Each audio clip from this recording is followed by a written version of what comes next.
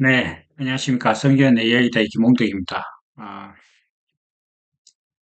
오늘은 이제 10계명 마지막 시간입니다. 열 번째 시간이죠. 뭐, 우리 열 번째 계명을 한마디로 이렇게 딱 줄였을 때 보통 내 이웃의 것을 탐내지 말라 이렇게 이제 보통 얘기를 합니다. 음. 그, 하나님께서 이렇게 우리에게 인생을 주셨고 또 우리가 하나님을 믿는 모든 신앙 안에서는 모든 것은 다 하나님의 것이다라는 아주 기본적인 개념이 있지 않습니까? 그래서 내 이웃의 것을 탐내지 말라 이렇게 하실 때 여기서 좀 뭐 키워드는 아무래도 소유가 되겠죠. 다른 사람이 가진 것, 내가 가진 것 이렇게 할 수가 있는데 사실 이 부분은 뭐 하기에 따라서는 상당히 많은 부분을 확장해 갈 수도 있습니다. 그래서 그 사람이 가진 달란트가 다 다르고 또 재능이라든지 하나님께서 하나님의 성품을 표현하겠다는 그 뭐 근원적인 목적 위에 또 하나님의 다양한 성품을 표현하기 위해서 사람들에게 각자 다양한 능력과 뭐 은사와 또 다양한 삶의 형태, 근본적으로 육신의 성격이라든지 환경 같은 것들을 다 다르게 주셨죠. 그건 뭐 하나님께서 사람을 차별한다거나 뭐 등급을 나누는 게 아니라 하나님께서 워낙 뭐 천지충만하실 정도로 다양하시기 때문에 그 풍성한 하나님의 다양성을 표현하다 보면 뭐 당연하게 사람이 다양한 모습을 띌 수밖에 없겠죠. 그래서 그러한 측면에서 보면 또 사람들은 이런 걸 보면서 아, 그래도 어떤 그 차이가 있지 않느냐. 뭐 예를 들면 저 같은 사람과 바울을 비교한다면 당연히 이제 바울 사도가 더 뛰어나고 그렇다면은 누구나 기왕이 하나님을 믿는다면 나도 바울처럼 그렇게 하고 싶을 텐데 나에게는 그만한 달란트가 없다는 것 자체가 하나님의 차별이 아니냐 뭐 이렇게 생각할 수도 있을 겁니다. 뭐 저는 그런 생각들을 좀 했었던 것 같아요. 그런데 우리가 생각을 해보면 어차피 내 거 아닌 것에 대해서 나는 맡은 자이기 때문에 결국은 이것을 맡기시는 자의 마음입니다. 그래서 뭐 하나님께서 뭐든지 엿장수 마음대로 하시느냐 이런 게 아니라 하나님께서는 사람을 향한 계획과 세상을 향한 계획에 충실하시고 그 가운데서 이제 역사하시기 때문에 나는 거기에 속해 있는 하나의 작은 지체다. 이런 관점을 잘 유지하는 것이 좋겠습니다. 그래서 이 하나님의 소유라는 것은 이제 십계명 열 번째 계명의 이제 키워드가 되는 소유는 결국은 이제 소유주는 하나님이다. 그래서 그 하나님의 것에 대해서 우리가 이제 다양한 생각을 할 수 있지만 결국은 하나님께서 나를 창조하신 목적 안에서 내가 순종하고 어, 그 하나님이 내게 맡기신 것에 대해서 내가 충성하는 그러한 것이 우리에게 가장 근원되는 뭐 자세? 예, 그런 걸로 볼 수 있을 겁니다. 그렇다면 우리가 이제 이 성경을 볼 때 생각을 해보면 내 이웃의 것을 탐내지 말라 이렇게 하는 것은 무언가에 대한 제한이잖아요. 그러면 예를 들면 어떤 그뭐 지면에 경계로 놓고 봤을 때 이거 밖에 나가지 말아라 이렇게 한다는 것 자체는 무슨 뜻입니까? 이 안에 나가지 않고 있는 그 안에 에, 너에게 충분한 것이 있다 이런 뜻이 되겠죠. 그래서 내 이웃의 것을 탐내지 말라라는 말씀 자체는 어, 방향을 잘 바꿔서 생각을 해보면 너가 가진 것에 대해서 충실해라 이런 뜻이 될 겁니다. 저는 이런 부분들을 설명할 때 이제 자주 인용하는 성격이 요한복음 21장입니다. 그 요한복음 21장에 보면 이제 베드로가 예수님 품에 안게 있는 요한을 가리키면서 예수님 저 사람은 어떻게 되겠습니까? 이렇게 물었어요. 왜 물었냐 하면 예수님께서 베드로에게 너는 내 양을 먹이고 뭐 내 양을 치라 뭐 이렇게 말씀을 하셨기 때문입니다. 그러자 이제 예수님께서 뭐라고 하셨느냐 하면 내가 다시 올 때까지 사람을 살려둘지라도 너와는 상관이 없다. 너는 네 일을 해라. 이렇게 이제 말씀을 하셨어요. 저는 그 말씀이 상당히 좀 인상 깊거든요. 그래서 그러한 관점에서 내 이웃의 물건을 탐내지 말라. 이렇게 한다는 것 자체는 내가 가진 달란트, 하나님께서 내게 주신 소명에 대해서 충실하고 감사하면 이웃의 것을 탐낼 이유가 없는 거죠. 그러니까 뭔가 내 것 이상의 것을 생각한다는 것 자체는 생각을 해보면 지금 내가 가진 것에 대해서 불만이라는 거죠. 불만이고 여기 만족이 안 된다. 그러니까 더 뭔가가 더 필요하다. 뭐 그래서 어떤 자극이나 뭐 쾌락 같은 것들도 즐기다 보면 더센 것, 더 강한 것, 뭐 이렇게 찾게 되지 않습니까? 물론 우리가 사람들이 그걸 비유할 때 가장 대표적으로 이제 마약을 많이 뭐 얘기하지 않습니까? 뭐 조금 처음엔 약한 걸로 시작을 해도 점점 더 강한 걸 요구하게 된다. 뭐 이렇게 하는데 뭔가 내가 지금 가진 것에 대해서 불만이 있으면은 다른 걸 자꾸 찾게 되죠. 내가 가진 것에 대해서 만족하지 않으면 남이 가진 것을 자꾸 탐내거나 그게 기웃거리게 된다는 겁니다. 그래서 그러면 야 하나님께서 그런 말씀을 주셨으니 나는 에, 내가 내게 주신 것에 대해서 충실해야겠구나 뭐 이렇게 생각을 하고 사람이 마음을 다잡고 욕심을 안 내야지 이렇게 생각하고 살면 그 생각대로 잘 되면 좋은데 아쉽게도 좀 그렇게 안 됩니다. 그게 무슨 뜻이냐 하면 사람이 마음 먹는다고 해서 내 것에 만족하는 것이 되느냐 이렇게 되진 않아요.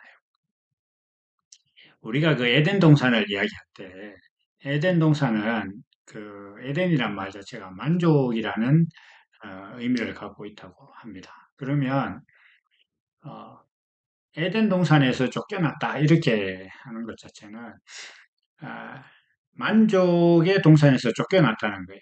그러면 내가 만족하지 않는 사람은 어, 저기 에덴 동산에서 스스로 쫓겨나는 거예요. 내가 만족하지 않으니까 만족의 동산에 있지 못하는 거죠. 이렇게 쫓겨나는 겁니다. 그래서 어, 사람이 하나님처럼 되려고 하니까 이제 자기 자신을 보니 부끄럽고 만족스럽지 못한 거예요. 그래서 숨었다고 했거든요. 하나님처럼 되려고 선악과를 먹고 나니까 그것과 이 열 번째 계명은 뭐 연결되어 있습니다. 그래서 우리가 이제 옆에 있는 사람들 중에 어, 육신적으로 소유에 대해서 뭐 더 많이 갖고 있는 사람들 부러운 것도 부러운 거지만은 사실 성경이 지금 그런 얘기를 하자는 건 아니기 때문에 성경이 얘기하고자 하는 것은 하나님의 의에 관해서거든요. 그래서 이 하나님의 의가 자기 안에 없으면은 당연히 남이 가지고 있는 소유라든지 뭐 재산이라든지 어떤 그 환경을 부러워하고 나도 저렇게만 되면 하나님의 일을 잘 할 텐데 뭐 이렇게 생각을 하죠. 그러고 보니까 뭐 저도 그런 생각들을 많이 하는 것 같긴 합니다. 그런데 이게 어, 우리가 신앙 안에서도 보면은 뭐 어떤 여러 가지 조건들이 잘 갖추어지면 하나님의 말씀을 잘 전할 수 있을 건데 이렇게 생각을 하지만 근원적으로 어, 하나님께서 인생을 주신 그 목적 그리고 내게 인생을 주셨다는 것 자체가 이렇게 감사하게 되면 굳이 남의 것을 탐내지 않아도 내가 내 가진 것으로 하나님을 영화롭게 하는 것이 참 감사한 삶이다라는 그런 만족 안에 있다면은 굳이 예, 남의 것을 탐내거나 부러워하지는 않을 것입니다. 그래서 우리가 이제 내 이웃의 것을 이렇게 탐내지 마라 이렇게 하신 말씀은 다시 이렇게 역설적으로 생각해 보면 우리 자신이 이제 만족스러운 삶이 돼야 되는 거예요. 내 자신이. 그러면 그렇지 않은데 뭔가 남의 것을 탐내지 않는다. 그 노력으로 뭐 시도는 많이 하겠지만 잘 안 됩니다. 남의 것을 탐내지 않으려면 내가 만족스러워야죠. 뭐 실제로 그런지는 모르겠는데 뭐 제가 나라 밖에 잘 안 나가봐서 그 옛날에는 이제 원숭이를 잡을 때 이제 원숭이 손만 이렇게 쭉 들어갈 수 있는 구멍을 뚫은 나무 상자 이렇게 안에 바나나나 이렇게 원숭이가 되게 좋아하는 길 둔대요. 상자는 좀 크겠죠. 그래서 거기 이렇게 해놓으면 원숭이가 자기 손을 넣고 손이라고 해야 되나 발이라고 해야 되나 넣고 이제 그 바나나나 과일 같은 걸 잡고 이렇게 있는데 그런데 이거 잡으면 이게 손이 안 빠지도록 그렇게 구멍을 뚫어 놓는 거죠. 그러면 이제 사람이 그제서야 가서 이제 그 원숭이를 딱 이렇게 이제 잡는다고 하는데 그 원숭이가 자기가 그걸 안 놓으면 잡히는 거예요. 근데 이걸 잡고 있으니까 이렇게 잡히는 거죠. 그래서 우리가 뭔가 내가 내 인생에 대해서 어, 만족을 하려면 그러니까 남의 것을 부러워하지 않으려면 내 인생이 더 큰 가치가 있다고 자기가 느껴져야 돼요. 다른 사람이 어떻든지 간에 내가 살고 있는 내 삶 자체가 아주 만족하고 은혜롭고 감사한 삶이다라는 것이 있어야 되는 겁니다. 원숭이가 거기서 도망가려고 하면 상자 밖에 있는 더큰 바나나나 더 맛있는 과일을 보면 이걸 놓고 이제 걸로 가겠죠. 그러면 자기가 살 수 있을 겁니다. 근데 우리도 마찬가지입니다. 옆에 있는 내 이웃의 어떤 것보다 내 삶이 더 만족스러워야 돼요. 그래야만 이제 내 이웃의 것을 탐하지 않게 되지. 내 삶이 만족스럽지 않으면 언젠가는 남의 것을 부러워하고 탐내게 돼 있습니다. 그게 내 노력하고 억눌린 어떤 그런 상황에서는 그러니까 막 자기 자신을 노력하고 막 그 통제를 잘한 상황에서는 남의 것을 탐내지 않고 막 이렇게 어떻게 견디다가도 사람이란 존재가 또 이제 정신력도 한계가 있고 또 육신이 약해지면 또 한계가 모든 것이 좀 느슨해지기도 하기 때문에 그런 순간이 되면 또 이제 그걸 감당을 할 수가 없는 겁니다. 그래서 우리가 그런 측면에서 이제 생각을 할 때, 내 이웃의 물건을 탐내지 마라. 이렇게 예수님께서, 하나님께서 말씀하셨다는 것은 너가 너 인생 자체에 대해서 굉장히 행복하고 만족할 수 있는 사람이 되라. 이런 뜻으로 봐야 됩니다. 왜냐? 내가 내 인생에 대해서 만족하지 않는데 남의 것을 탐내지 않을 수는 없기 때문에.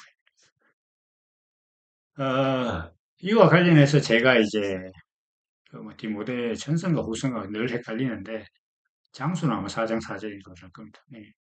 예, 하나님이 주신 모든 것이 선함에 감사함으로 받으면 버릴 것이 없다. 이렇게 이제 다시 말씀이 있는데 내게 주신 삶이 세상 기준으로 보면은 어떨 때는 뭐 좀 경제적으로 어렵기도 하고 또 육신이 병들고 뭐 나약해지기도 하고 뭐 이런 참 그 극복하기 힘들죠.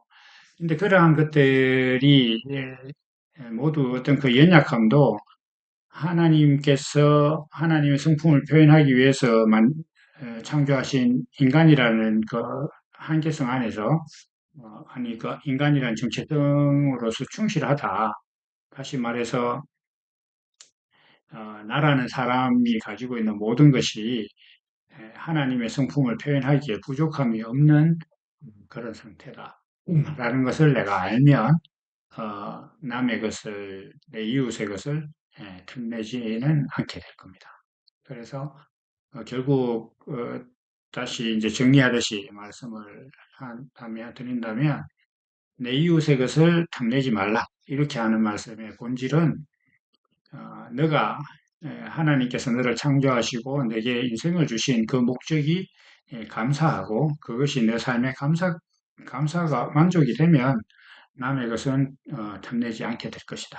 이제 그런 뜻으로 받아야 할 겁니다. 그래서 그럼 어떻게 하면 내 이제 삶이 감사하냐 이렇게 했을 때 저는 근원적으로 그렇게 봅니다. 사람이라는 존재는 어, 사람이 인식하고 느끼고 정의를 내리는 모든 존재 중에서 유일하게 자기가 존재하고 있다는 것을 인식하고 있고 자기 존재의 의미를 찾으려고 하는 존재입니다. 유일합니다.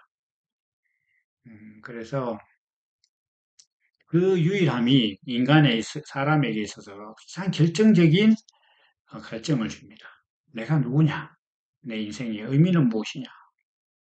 나는 어떻게 존재하게 돼? 음.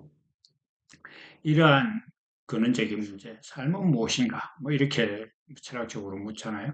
그러한 모든 것들에 대해서 하나님께서 나를 창조하시고 하나님께서 그 성품을 표현하기 위해서 하나님과 하나된 그러니까 하나님이라는 의의 내용과 그 내용을 의의 내용을 표현하기 위해서 육신이라는 형식을 가진 나를 만드셨고 이 육신을 통해서 하나님의 성품을 표현하시려고 하신다는 그 계획에 에, 감사하고 내가 그로 인해서 내 인생의 존재 목적을 회복한다면은 어, 회복하고 그것이 참 감사함으로 느껴지면 다른 사람의 에, 어떤 가진 것을 부러워하지는 것입니다. 예, 며칠 전에 이제 저 생일이었는데, 원래는 제 생일이 되던 날 이제 저희 집에 막내가 취업을 해서 이제 나가는 바람에 집이 좀 쓸쓸해졌어요. 그래서 미처 이제 그런 생각을 잘 못했는데, 저는 평소에 늘 생일이 되면 그런 생각을 합니다. 그래도 인생이 나지 않았던 것보다는 훨씬 더 감사하다. 내가 하나님께서 나라는 존재로 형성하지 않아서 하나님도 모르고 하여튼 하나님께서 그 성품을 표현하기로 하셨다는 계획을 내가 순종할 수 있고 그것에 대해서 감사함으로 받아서 살 수 있는 이 삶은 뭐 다른 것과 바꿀 수는 좀 없겠다. 살면서 뭐 부자들이나 사람들이 간혹 부럽긴 해도 그래도 그 뒤이어서 그러면 내 삶과 바꿀 것인가라는 질문에는 그렇게는 못한다. 그런 마음으로 살 수 있게 해주심에 대해서 참 늘 감사를 드리고 있습니다. 그래서 이제 오늘 이제 십계명의 마지막 계명을 보면서 결국 이 십계명의 모든 것들은 하나님께서 나를 창조하셨다는 그 사실에 내가 감사하고 내가 하나님으로 인해서 내 존재의 목적과 삶의 의미를 깨달으면 모든 것들이 다 이제 지켜지는 그런 계명입니다. 결국은 그거 하자는 거죠. 다시 이야기해서 좀 신약의 표현으로 그리스도로 거듭나면 이 모든 계명은 다 지켜진다. 이제 그런 의미일 것입니다. 그래서 오늘 이 십계명 마지막 계명에 대해서 내 삶이 만족하고 내게 주신 것이 감사하면 남의 것을 탐내지 않게 된다. 이 열 번째 계명은 그렇게 지켜내야 되는 것이지 노력한다고 되는 것은 아니다. 라는 것을 정리하면서 오늘 말씀은 여기까지 하겠습니다. 그리고 이제 다시 한번 제가 이제 출애굽기를 시작한 것은 구원의 여정에 대해서 이제 설명하기 위해서 시작을 했는데 사실 이 출애굽기는 구원의 여정에 있어서 그 시작 부분밖에 안 됩니다. 결국은 이제 요수아까지 가야 모든 것들의 여정이 이제 이렇게 끝나죠. 그래서 이 십계명을 끝으로 뒤에 한 몇 번 정도만 출애굽기를 더 하고 현재 생각이 뭐 여러 가지가 자꾸 바뀝니다.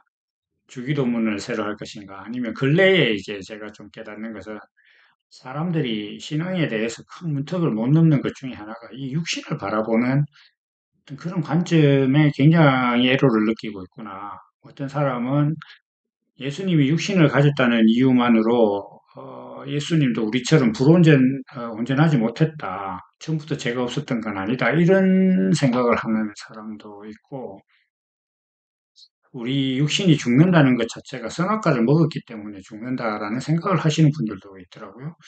그렇게 되면 누구나 다 죽으니까 그러면 아무도 선악과 문제를 해결 못한 거잖아요. 죽는다는 게 선악과 때문이라면 모두 죽으니 선악과 문제를 해결 못하는 거잖아요. 근데 그것도 또 심각한 결함이 있는데도 또 그런 신앙들을 갖고 계시던데 이러한 문제에 대해서 제가 좀 굉장히 비중 있는 문제구나라고 생각을 하고 그 육신을 보는 관점에 대해서 체계적으로 한번 좀 정리를 해야 되나 이렇게 좀 생각도 하고 있습니다. 하여간 여러모로 오늘 말씀은 여기까지 하고 다음에 또 다음 시간에 이어가도록 하겠습니다. 감사합니다. 오늘 여기까지입니다.